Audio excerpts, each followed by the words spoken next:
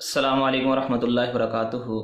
میں ہوں آپ کا دوست امتیاز حسین اور آپ دیکھ رہے ہیں ہمارا یوٹیوب چینل وظائف میڈیا آفیشیل۔ امید کرتا ہوں کہ تمام دوست خیر و عافیت سے ہوں گے۔ آج آپ کے سامنے رمضان مبارک کے حوالے سے ایک حدیث عرض کرنا چاہتا ہوں، جس کو حضرت ابو سعید خدری رضی اللہ تعالی عنہ نے بیان فرمایا ہے۔ رمضان مبارک کے فضائل تو بہت سارے ہیں کہ آدمی ان کا شمار نہیں کر سکتا، اور اس کی برکتیں اور رحمتیں اس قدر اللہ رب العزت نے وسیع رکھ دی ہیں کہ آدمی اگر ان کو سمیٹنا چاہے تو ان کو سمیٹ نہیں سکتا، اور جتنا زیادہ اپنے آپ کو عبادت کے اندر لگا لے، اپنے آپ کو اعمال کے اندر لگا لے، اپنے آپ کو جو ہے وہ اللہ رب العزت سے لینے کے لیے تھکا دے، اللہ رب العزت اس کو اتنا ہی زیادہ عطا کریں گے۔ ایک ایک سجدے کے اوپر، ایک ایک کلمے کے اوپر، ایک ایک رکوع کے اوپر، ہر عمل کے اوپر اللہ رب العزت اس کو اتنا عطا فرمائیں گے، اتنا عطا فرمائیں گے کہ اس کی سوچ سے بھی بالاتر ہے۔ ایک دفعہ سبحان اللہ کہے، اللہ رب العزت اس کو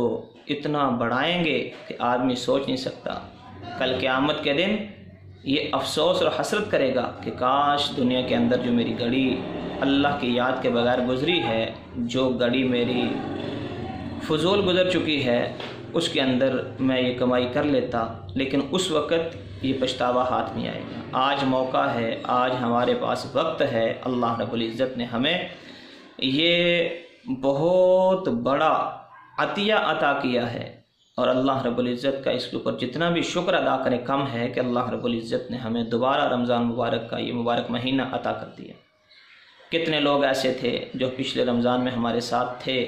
لیکن اب نہیں ہیں، کتنے لوگ ایسے تھے رمضان کے پہلے عشرے میں ہمارے ساتھ تھے، اب نہیں ہیں، کتنے ایسے تھے جو دوسرے عشرے میں ساتھ تھے، اب نہیں ہیں۔ اب تیسرا عشرہ شروع ہو چکا ہے، تیسرے عشرے کے اندر بھی کتنے لوگ ہیں جو پورا اس کو کریں گے، کتنے لوگ ہیں جو تیسرے عشرے کے اندر ہی چلے جائیں گے۔ تو اس مالک کا شکر ادا کریں جس نے مجھے اور آپ کو یہ توفیق عطا فرمائی کہ ہم کو رمضان مبارک کی بابرکت گھڑیاں اور اس کی رحمتیں اور برکتیں سمیٹنے کی توفیق عطا فرمائی۔ اور یہ عشرہ، آخری عشرہ، اعتکاف والا عشرہ، لیلۃ القدر عشرہ عشرہ، اس کے اندر تو آدمی کو اور زیادہ جو ہے اپنے آپ کو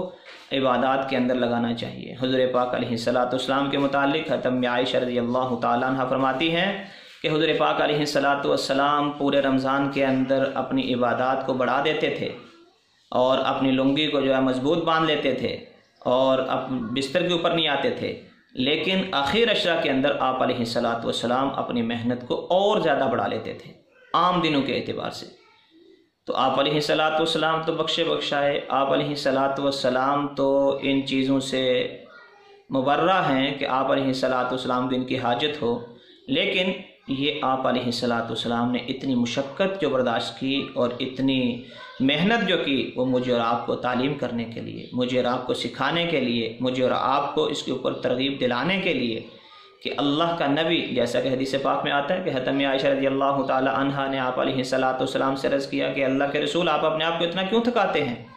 آپ تو بخشے بخشائے ہیں، اللہ رب العزت نے آپ کے اگلے پچھلے سب گناہ معاف کر دیے ہیں، تو پھر آپ اپنے آپ کو اس قدر کیوں تھکا رہے ہیں؟ تو آپ علیہ الصلاۃ والسلام نے کیا ارشاد فرمایا کہ اے عائشہ، کیا میں اللہ کا شکر گزار بندہ نہ بنوں؟ تو یہ اللہ رب العزت کے پاک پیغمبر نے میرے اور آپ کے لیے اتنی مشقت برداشت کی، ہماری تعلیم کے لیے، ہمیں سکھانے کے لیے، ہمیں اس کے اوپر ترغیب دلانے کے لیے،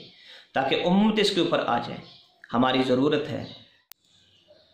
حضرت ابو سعید خدری رضی اللہ تعالیٰ عنہ سے روایت ہے کہ حضور صلی اللہ علیہ وسلم نے فرمایا کہ رمضان کی رات میں ایک مومن بندہ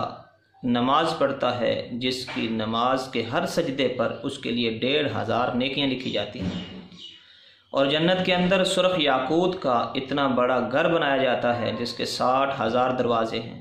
اور ہر دروازے کے سامنے سونے کا ایک محل بنایا جاتا ہے، گویا کہ اس کے لیے 60,000 محل بنائے جاتے ہیں۔ پھر حضور پاک علیہ الصلاۃ والسلام نے فرمایا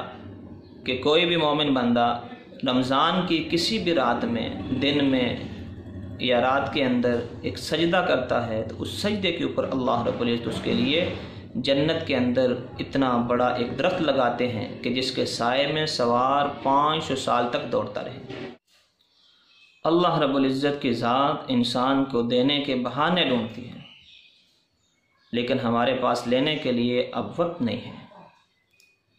اس کے لیے کوشش اور محنت کرنا، اپنے آپ کو اعمال کے اندر لگانا۔ پتہ نہیں آگے رمضان نصیب ہوگا کہ نہیں ہوگا۔ اللہ ہم سب کو رمضان کی رحمتیں برکتیں سمیٹنے کی توفیق عطا فرمائے، اور رمضان مبارک کے مبارک مہینے کے اندر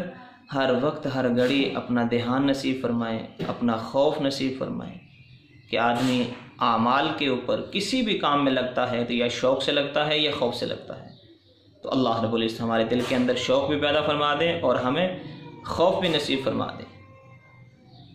امید کرتا ہوں کہ آپ کو آج کی یہ ویڈیو پسند آئی ہوگی۔ اگر آپ کو یہ ویڈیو پسند آئی ہے تو